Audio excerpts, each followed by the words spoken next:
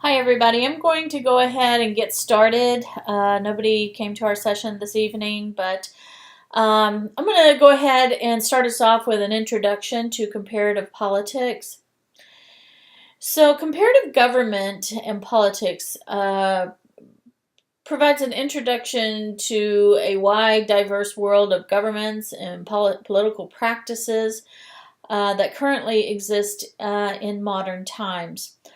Although the course focuses specifically on specific countries,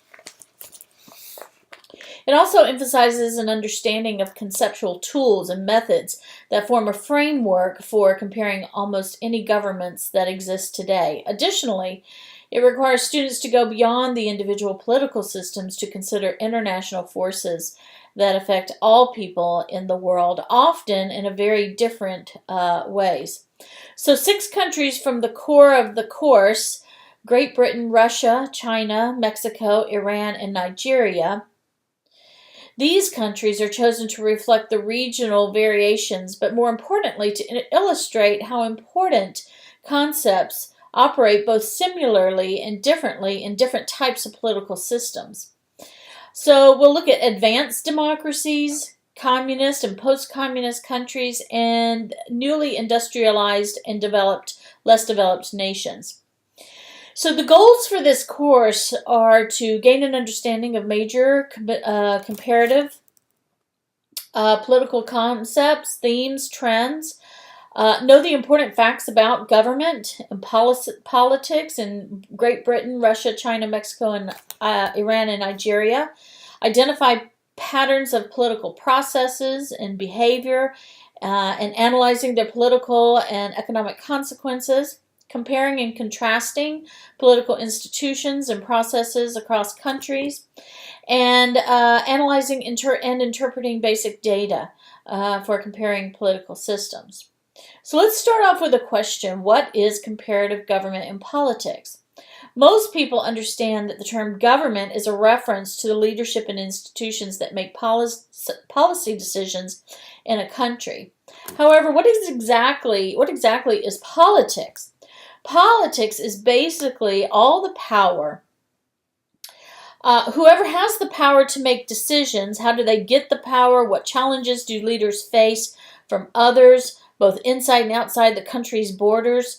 And how they keep the power. So as we look at different countries, we are not only concerned about the ins and outs of government and how it works, we also look at the power, how power is gained, managed, challenged, and maintained. So the topics of our course are going to include the comparative method, sovereignty, authority, and power, political and economic change, citizen society and the state, and political institutions and political policies. So let's get started with the comparative method. And so what I have here are several terms that you will be using to kind of navigate this course. So political scientists sometimes argue about what exactly and how countries should be studied and compared. So one approach is to emphasize what's known as the empirical data. This is based on factual statements and statistics, and another is to focus on normative issues that require value judgments. For example, the first approach might compare statistics that reflect economic development of a group of countries, including information about gross national product, per capita income, and amounts of imports and exports. The second approach, normative, might not reject those statistics, but would focus instead on whether or not the statistics bode well or ill for the countries. Empiricists might claim that it is not the role of the political scientists to make judgments, and their critics would reply that such approach leads to meaningless data collection. So both approaches give us different but equally important tools for analyzing and comparing political systems. As for research in any social science, comparative government and politics relies on the scientific method to objectively and logically evaluate data. After reviewing earlier research, the researchers formulate a hypothesis, which is a speculative statement about the relationship between two or more factors, which are known as variables. Variables measure traits or characteristics that change under different conditions. For example, poverty levels in a country may change over time. One question that a comparative researcher might ask is, why are poverty rates higher in one country than in others? The research is then led in the direction of discovering causation, or the idea that one variable causes or influences another. An independent variable is one that influences the dependent variable because its actions depend on the influence of the independent variable. So credible hypothesis might be that poverty level, a dependent variable, might be caused by low levels of formal education, which is an independent variable. A correlation exists when a change in one variable coincides with a change in another. Correlations are an indication that causality may be present. They do not necessarily indicate causation. Comparative researchers seek to identify the causal links between variables by collecting and analyzing data. So how do we go about comparing countries? The most frequently used until at least the early 1990s was the three-world approach. Sorry. This is largely based on Cold War politics. So the three worlds were the United States was a first world and its allies. They were a first world country. A second world country would have been the Soviet Union and its allies. And the third world nations that did not fit into the first two categories were all economically undeveloped and deprived. Even though the Soviet Union collapsed in 1991, this approach is still taken today by many comparative textbooks. Comparisons are based on democracy versus authoritarianism and communism versus capitalism. Even though this method is still valid, newer types of comparisons are reflected in these trends. Let's see, I think, all right. So let's look at the impact of informal politics. Governments have formal positions and structures that may be seen on an organizational chart. For example, Great Britain is led by a prime minister and has a House of Lords and a House of Commons. In comparison, the United States has a president, a Senate, and a House of Representatives. You may directly compare the responsibilities and typical activities of each position or structure in Britain to its counterpart in the United States. However, you can gain a deeper understanding of both political systems if you connect them through civil society, the way that citizens organize and define themselves and their interests, to the ways that the formal government operates. Informal politics takes into consideration that not only the ways that politicians operate outside their formal powers, but also the impact that beliefs, values, actions of ordinary citizens have on policy making. Let's talk about the importance of political change. One reason that the third world approach has become problematic in recent years is that the nature of world politics has changed. After 1991, the world was no longer dominated by two superpowers.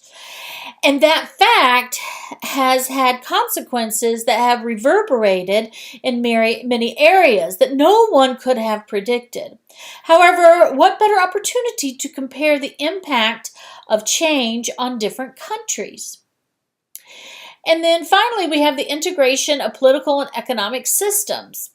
Even though we may not theoretically separate government and politics from the economy, the two are often intertwined almost inextricably. For example, communism and capitalism are theoretically economic systems, but how do you truly separate them from government and politics? Attitudes and behavior of citizens are affected in many ways by economic inefficiency, economic inequality, and economic decision making. They then may turn to the government for solutions to economic problems.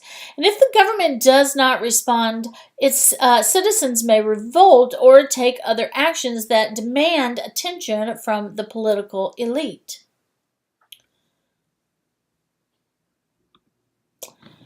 So keeping these trends in mind, in this course, we will study countries in 3 different groups that are in some ways similar to their political and economic institutions and practices.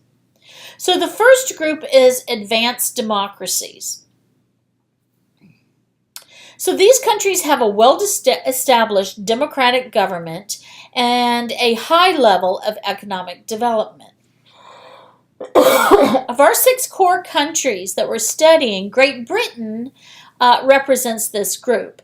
And right now what I would like to do is share my screen and show you what Great Britain kind of looks like. Share button. Okay, I'll share my desktop. All right. Okay. Now, when we're talking about Great Britain, Wikipedia is good for, at least for this part. I want to just show you Great Britain. This is the flag, the royal coat of arms. Okay. This is their anthem. I'll go ahead and play that a little bit.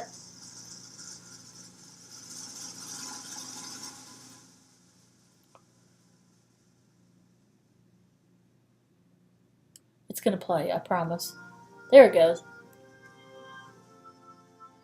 I'm going to let that play in the background a little bit while I talk a little bit about Great Britain. In terms of its location, right here. This is the dark green part right here.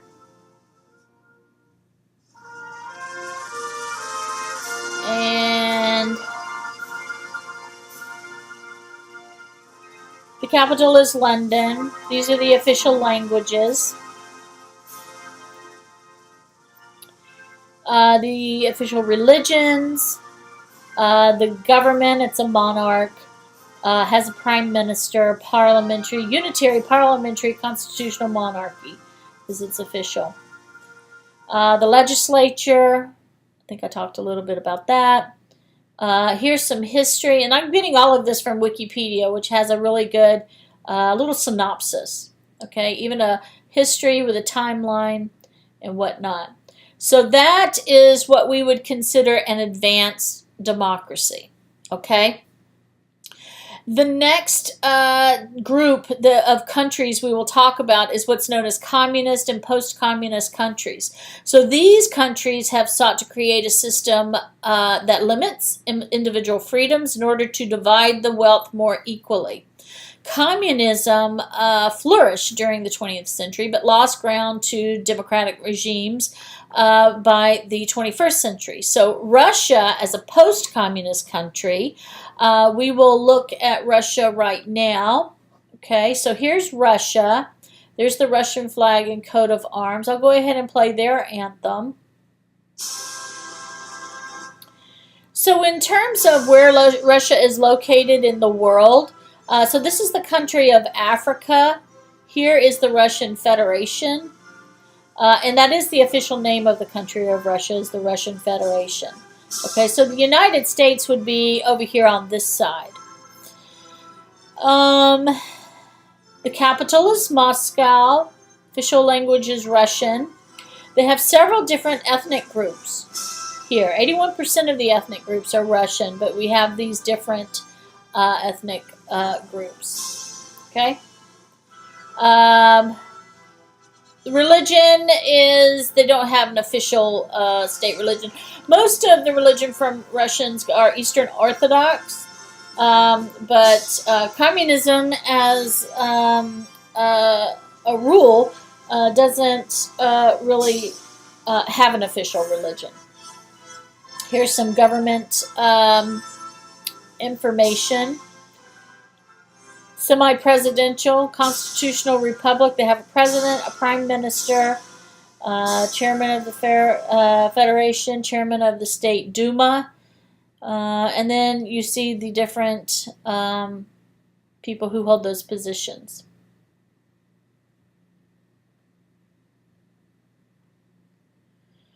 Okay.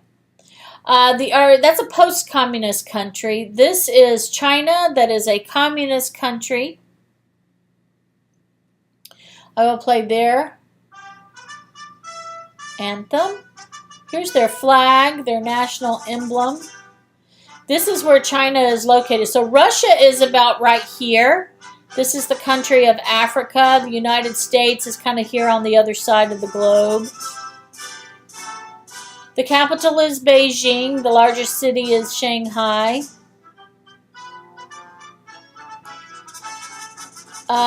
They are mostly Han, with 55 minorities. Again, being a communist country, they have no official religion. Their different government setup, very different from what we are used to. Unitary Marxist, Leninist, one-party socialist republic. Okay. Some just different information regarding China. Okay. So these represent two countries, and this group are study for communist and post-communist countries. Okay, so our third group is the less developed and newly industrializing countries. So during this course of study, we're going to divide the countries traditionally referred to as third world into two groups. Still very diverse within the categories. The newly industrialized countries are experiencing rapid economic growth and also have shown a tendency towards democratization and political and social stability. So the first one we're going to look at is Mexico. That's Mexico right here. I'm going to look right here. This is the Mexico flag, coat of arms. I'm going to play their anthem. So here is the United States, and this green right here is, in fact, Mexico. The capital of Mexico is Mexico City. No official language at the federal level. The recognized languages are Spanish, Amerindian, and some are Amerindian languages. Religion, they are 83% Roman Catholic, 10% Protestant, 5% some other religion. Okay, so that's important, when you're thinking about the setup of a country. They have a federal presidential constitutional republic. These are your current presidents. They have a Congress, upper and lower house, Senate, Chamber of Deputies. Okay. So along with Mexico, Iran represents this industrializing group. I'm going to switch over here to Iran. Okay, I'm looking right here. It's the Iranian flag. This is their anthem. Here's the country of Africa. Great Britain is right about here. This is Russia, China. Here's Iran. That's the location of Iran. The official language is Persian. They do have some other recognized national languages. State religion is Islam, Shia.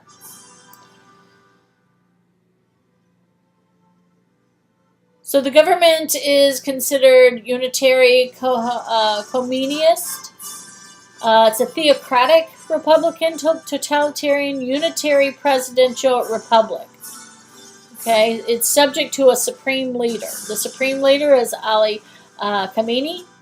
The president is Hassan Rouhani, and it has a first vice president as well.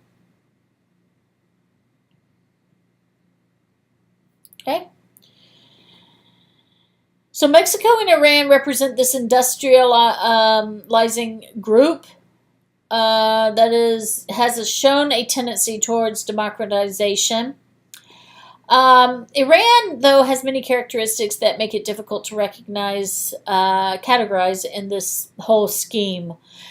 So our less developed countries lack a significant economic development, and they also tend to have authoritarian governments. So Nigeria represents this group.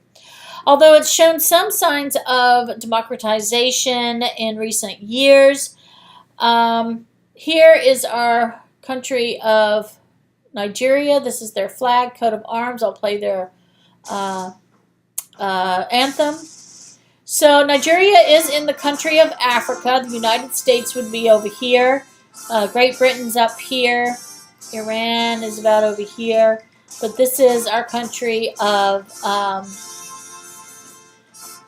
Nigeria. The capital is Abuja. The largest city is Lagos.